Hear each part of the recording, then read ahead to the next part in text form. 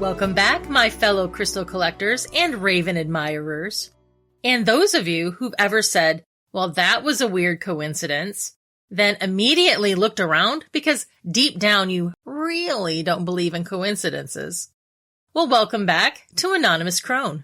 I'm your hostess with the mostess. And as always, you found your way back to our little corner in the forest where the kettle is warm, the candles are lit, and there's always room for one more chair around the fireplace. Tonight we're stepping into a subject that's been asked about on numerous occasions. Spirit guides. Now don't get all weirded out. Let's talk about one of our favorite reminders around here. You do not have to believe everything you hear. Even on this podcast. One of the greatest gifts of paganism is that we're all encouraged to experience, to question, observe, and then decide for ourselves. There's not a rule book handed down that says every witch has to believe exactly the same thing. If there were, we'd probably ignore chapter 3 anyways, because that's just how us witches are. We're delightfully difficult. But tonight we're going to be talking about spirit guides through a pagan and witchcraft lens. Some of what we're going to be discussing comes from ancient traditions. Some will be coming from modern spiritual practices, some from folklore, some from personal experiences shared by practitioners for generations. So, as always, take what resonates, leave what doesn't. Your path belongs to you. So let's start. What exactly is a spirit guide? Well, that depends on who you ask. Some will say they're enlightened souls who volunteered to help humanity. Some will tell you that they're ancestors. Someone else believes they're land spirits. Someone insists they're angels. Someone else says deities. One hedge witch will simply just shrug and say, they're friends we haven't properly met yet. And I really like that answer. Friends you haven't properly met yet. There's something very comforting about that idea. It's the idea that maybe we're not stumbling through life completely alone. I tend to believe they're like school counselors. We go to them when we need them, and they're always watching around the corner. They're the ones that we consult with before beginning the next lesson. The ones who help map out your upcoming Earth trip. The therapist between lives. Our Orson at the end of the episode. And that was definitely a Mork and Mindy reference, and I'm just showing my age and shit, But one thing I think gets misunderstood is that spirit guides, in many traditions, are not here to micromanage every decision. They're not deciding which toothpaste you should buy, and they're probably not helping you find your missing television remote. But I hear if you petition the Fae, they might return it. Spirit guidance, according to many traditions, is usually much gentler than people expect. More like quiet little nudges, a feeling, an intuition, a dream that lingers a little bit longer than the other ones. An unexpected conversation, a book that practically fell off the shelf into your hands. Have you ever had that happen? You weren't looking for an answer, then suddenly someone says exactly what you needed to hear. Or you open to a random page in a book. Or you hear one sentence in a podcast. Or a song. Or a complete stranger will tell you something they have absolutely no reason to say. And somehow it fits perfectly into your life. Now, could all those just be coincidence? I guess so if you believe in coincidences. Could they also be meaningful? Well, many pagans and witches, we think so. One doesn't necessarily cancel out the other, but here's something that I've noticed. Magic doesn't usually scream. It whispers. It's the quietest melody. And spirit seems to really work in the same way. We humans, however, we're a noisy bunch of assholes. We want fireworks, floating glowing orbs, choirs of celestial voices. Hello, yes? You've reached your spirit guide. Press 1 for your life's purpose. Press 2 if you're currently ignoring your intuition. Press 3 if Mercury is in retrograde and ruining your whole life. No, it's not usually like that. Spirit often speaks the very same way nature does. Quietly, patiently, but consistently. You just have to become still enough to notice. And that's harder than it sounds these days. We're constantly surrounded by noise. This world is so loud. If your mind is constantly occupied, it's difficult to hear subtle impressions. One of the reasons that witches spend so much time in nature isn't because trees have excellent Wi-Fi. It's because nature reminds us how to listen. Sit beside a stream for half an hour. At first, all you're going to hear is the water. Then you'll start to hear birds. And then you'll notice the wind. Leaves start moving. The insects start singing. The frogs start talking. The creek didn't become louder. You just became quieter. That is such a profound lesson. Many believe that connecting with spirit works very much the same way. Not because spirit suddenly just arrives, hello, because you finally just stopped talking long enough to notice. So how many spirit guides do we have? Well, there's not a universal answer to that. Some traditions suggest that every person has one primary lifelong guide, but others believe we travel with several guides at once. I've heard practitioners speak of 3. Some say an entire council. And most people, they just don't put a number on it at all because I don't think we meet them all at the same time. One beautiful way of looking at it is just to imagine your life as a long journey. Think about all the teachers you've had, not just in school, but I'm talking about life teachers. The neighbor who taught you to garden, the grandparent who taught you kindness, the friend who taught you forgiveness, the stranger who taught you courage, the ex-husband who taught you to breathe instead of murder. Oh, maybe that's just me. But anyways, each entered your life at exactly the right time. Maybe spiritual guidance works very similar. Some spirit guides stay for your entire journey. Others arrive only when their particular wisdom is needed. Maybe one helps during childhood, another during parenthood, another appears after profound grief, another during spiritual awakening, and another when you're finally ready to stop making the exact same mistake for the 18th consecutive year. Spirit, somewhere in the background, is saying, bitch, we've literally sent you 12 signs and a few lightning bolts.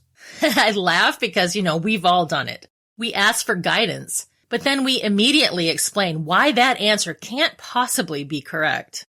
Spirit says, open the door. And we just say, that seems inconvenient.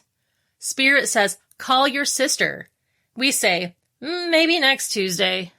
Spirit says, bitch, you need to rest. And we respond, I'll schedule exhaustion for next month instead. Sound familiar? Sometimes the hardest part of spiritual practice is not receiving the guidance, it's trusting it enough to act.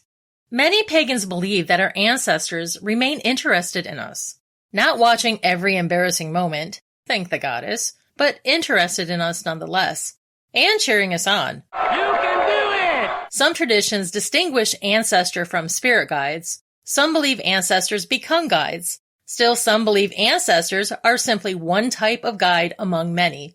But again, there's no right answer. There is only the path that speaks most honestly to your own spirit. And isn't that one of the best things about walking a pagan path? Because wonder is welcomed. Questions are sacred. Experience matters. And now that we've stirred the cauldron just a little bit, let's talk about the question almost everybody eventually asks. How do I meet my spirit guides? Now, I know that some of you are hoping that I'm about to hand you a 5-minute meditation that ends with your guide introducing themselves, giving you their full name, favorite flower, and perhaps their preferred tea. I mean, sometimes it could happen that way, I guess. But most of the time it doesn't. Spirit relationships, much like our human relationships, they're built. They're not downloaded. You don't meet your best friend by saying hello once across a crowded room. No, you guys meet, you talk, you learn to trust one another, and over time, a relationship develops. Many of us witches believe the same thing is true with our spirit guides. The first thing that I'd encourage is this. Stop trying so hard to see something spectacular. I think one of the biggest obstacles in connecting with spirit is expectation. We expect glowing figures and thunderous voices, a mystical old wizard with a 6-foot beard appearing in a cloud of incense.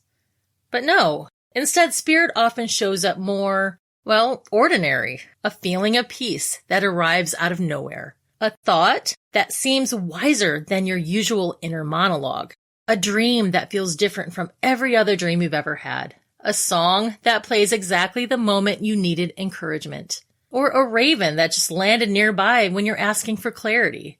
Signs often become meaningful because of timing and context and repetition and the feeling that they leave behind.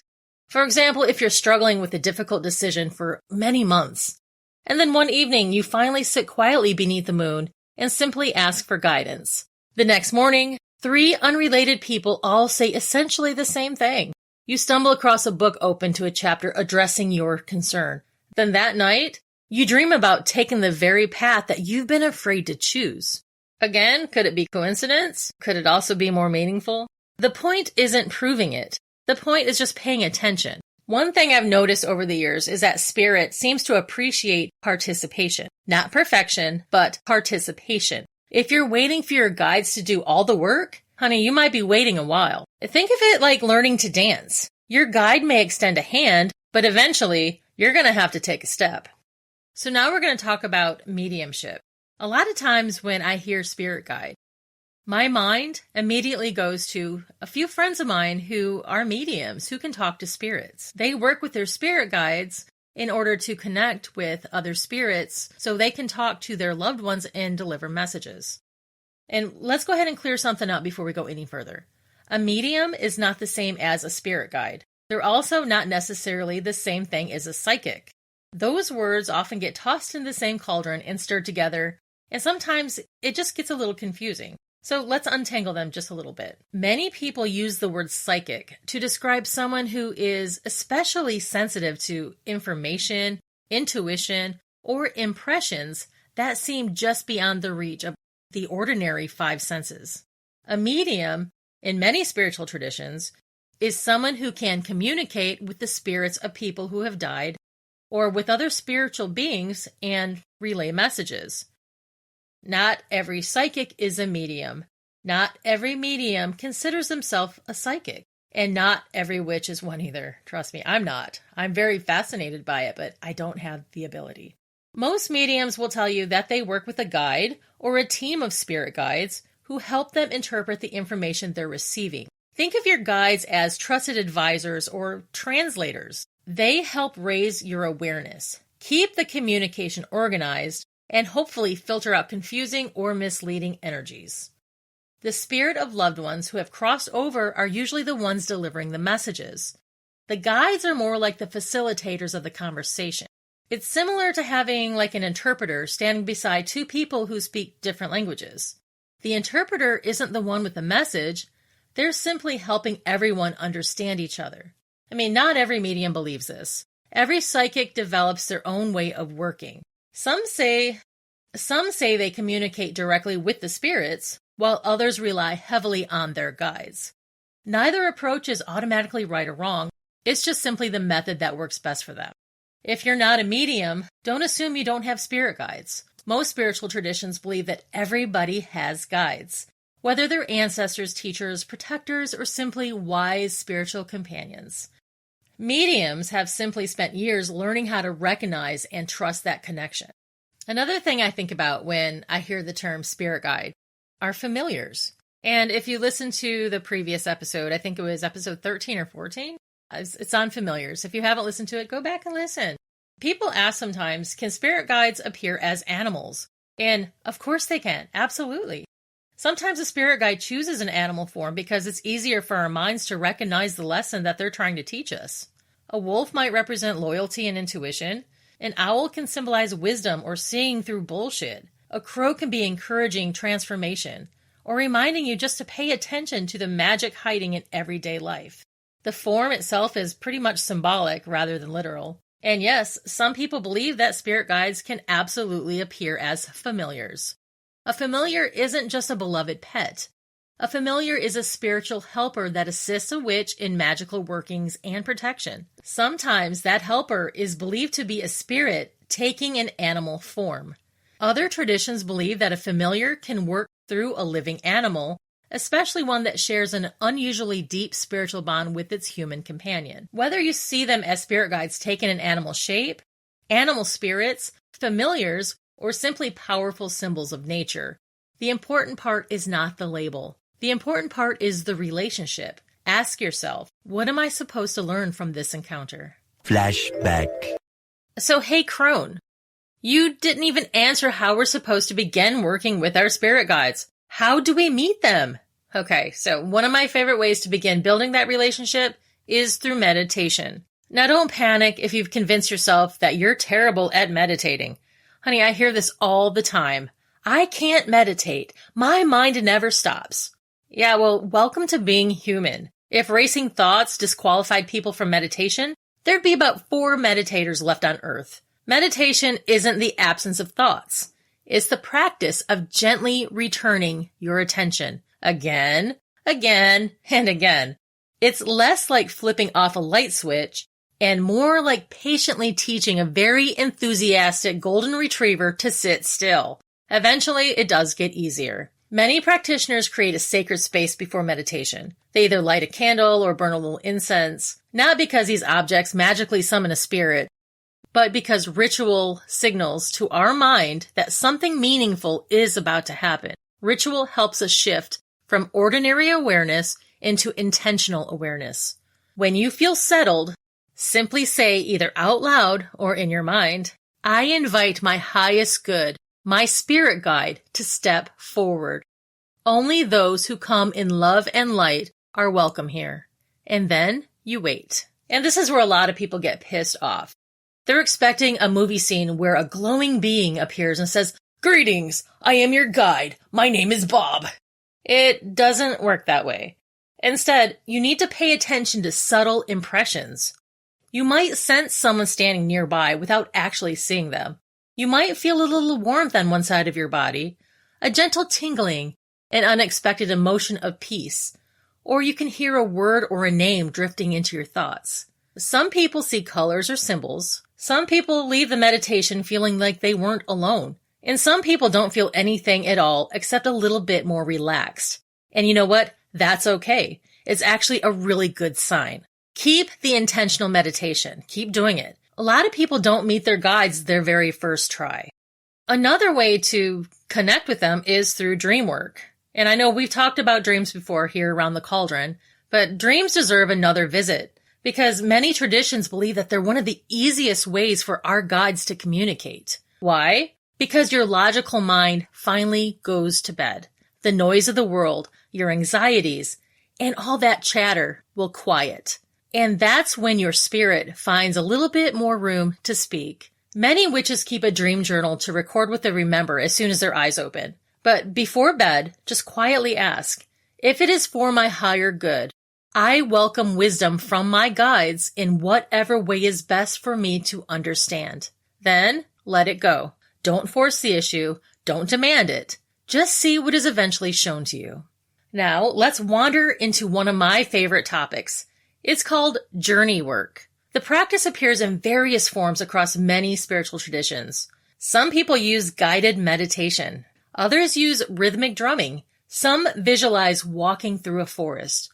Others imagine climbing a mountain or entering a sacred cave. The destination matters less than the intention. The purpose is to enter a deeply relaxed state where the imagination and intuition begin speaking the same language.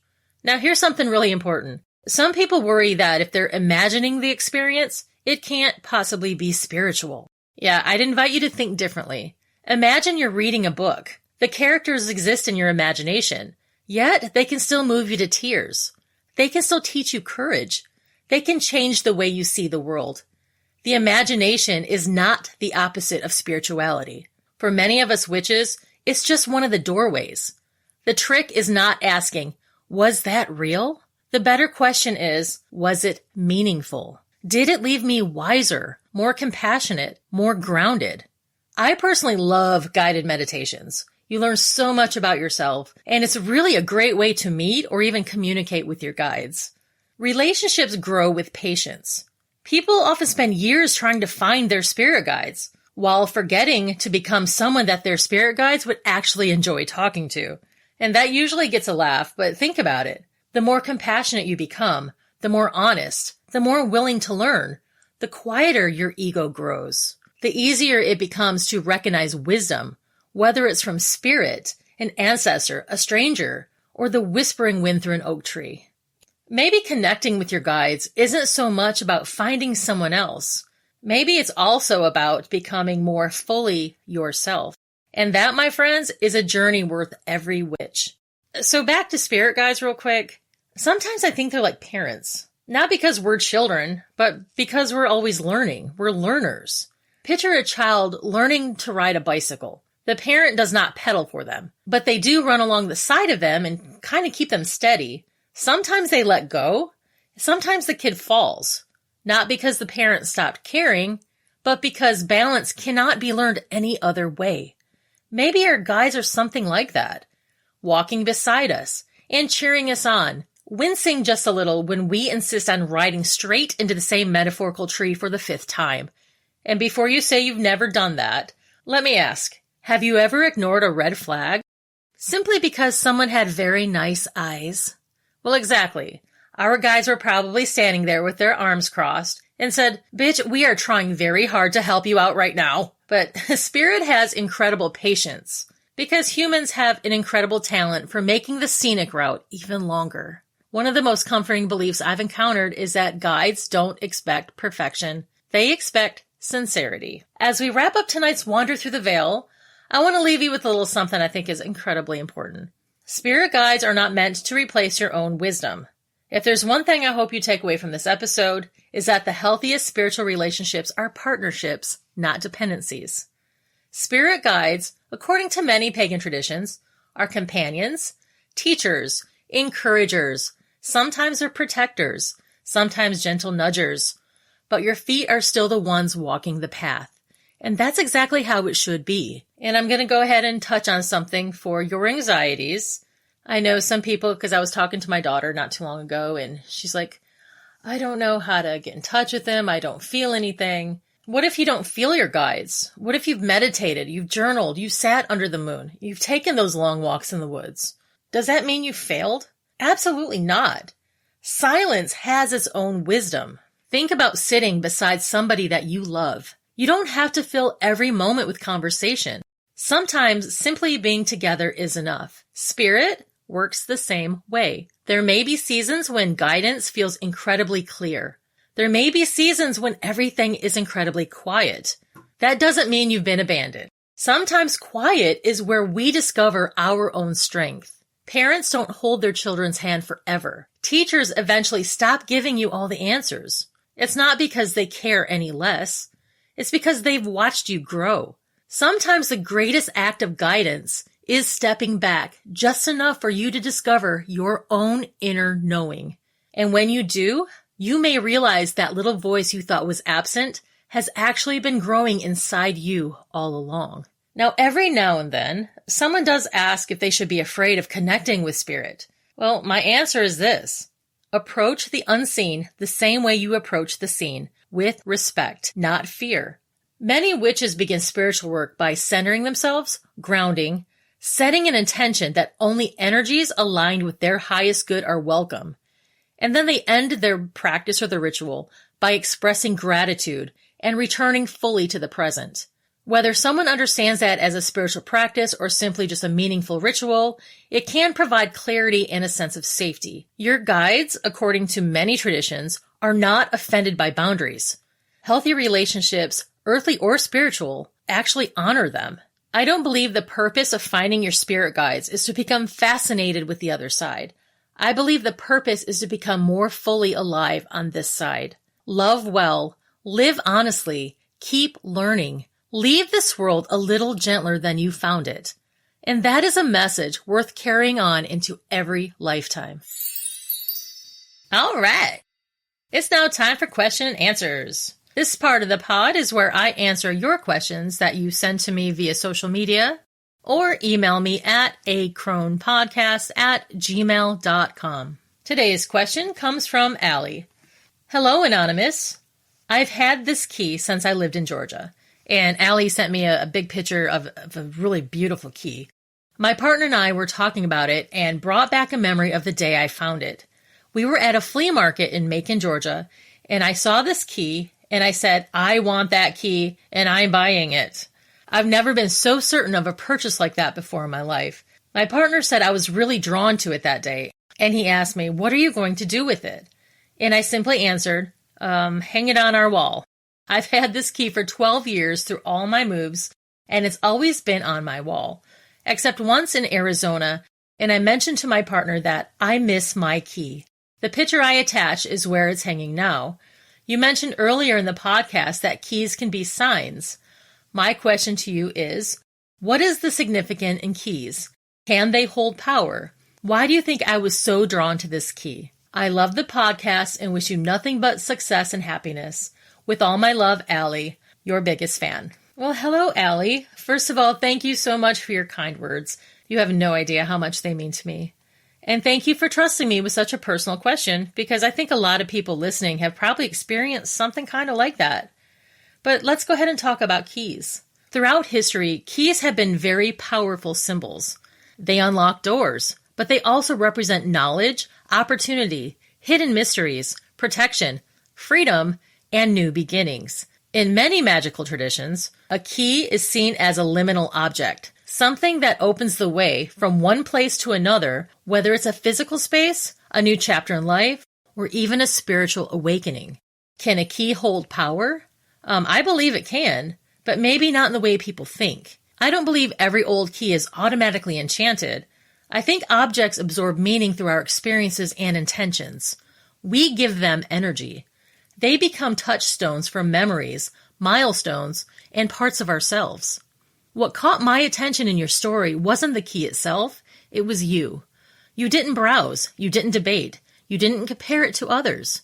You saw it and immediately said, I'm buying that key. And that's intuition. I've learned not to ignore those moments. Sometimes your subconscious notices something long before your conscious mind catches up. Whether you believe that comes from your higher self, your spirit guides, the universe, or simple human intuition, those moments deserve our attention.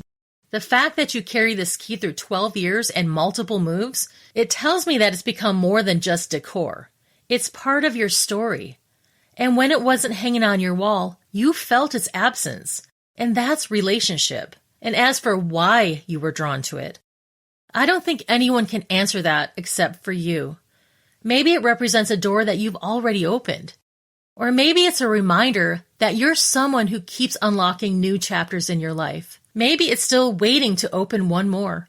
I'd encourage you to meditate with it. Hold it in your hand and ask it, why did you find me? Don't force the answer. Maybe nothing will happen at first. Maybe you'll dream about it later on. Maybe a memory will resurface. Or maybe years from now, something will click and you'll say, oh, that's why. Magic doesn't always reveal itself on our schedule. One last thought. In witchcraft, we often say that we choose our tools. But every now and then, our tools choose us. Allie, I have a feeling that that key chose you. Whether it's magical in itself isn't nearly as important as to what it's unlocked inside of you. Thank you for sharing your story, darling. May your path be open, your heart stay curious, and may every key you carry unlock exactly the door you're meant to walk through. Thank you for sending in your question. And if any of you listening out there have a question for this old crone, please email me at acronepodcast@gmail.com. Tonight's guest spot is Carrie. Carrie's going to be reminding us that spirit guides can be animals, and sometimes they can be blue and feathered. Here's Carrie. Hi, this is Carrie. I've been asked by our wonderful Anonymous Crone to talk about spirit guides. I'll try to make this quick. The majority of the time that I have dealt with my spirit guides is either in guided meditation or, in everyday life when they're trying to say no, no, no. And either you listen or you go, no, I'm going to do it anyway, which is kind of normally how things go with me. My best story that I have about my spirit guides was after a guided meditation. They always came to me as animals, and one of them was a bluebird. And I just always called it Bluebird until I met a man who could see spirit animals. And he saw him flying around the building that we were talking in. He says, I'm seeing a bird flying around, and it's trying to tell you something. And apparently what it was trying to tell me at that time was it was not a bluebird. It was a blue sparrow. And I was like, a blue sparrow? So I went and looked it up, and come to find out, indigenous to Hawaii, I do believe. It's been a long time since I looked it up. They're actually blue sparrows. I thought that was really cool that I had that kind of spirit guide that was very specific. How cool is that? I've never even heard of a blue sparrow. I'm going to have to go look that up right now because I bet it's beautiful. Thank you so much, Carrie, for sharing that. And for all of you out there who would like a guest spot on a future episode, Again, you can email me at acronepodcast@gmail.com, or you can DM me through social media. I'm on Facebook, Instagram, and also TikTok. To look me up, all you need to do is put in Anonymous Crone Podcast, and I should pop right up. Before I let you beautiful people get back to your everyday life, I'm going to send you off, as usual, with tonight's Crone's Blessing. May your spirit guides walk close when the path is dim. May their whispers lift your heart when hope feels thin. May wisdom speak, though soft but clear, to calm your doubts and quiet fear. May every path your feet explore lead you to what you're searching for. Until next time, my beautiful witches, may your hearth be always warm, your intuition steady, and your heart brave enough to welcome both mystery and truth. Thank you for spending another evening beside the fire with this old crone. Until our paths cross again, merry meet, merry part, and merry meet again. See you next week here at Anonymous Crone.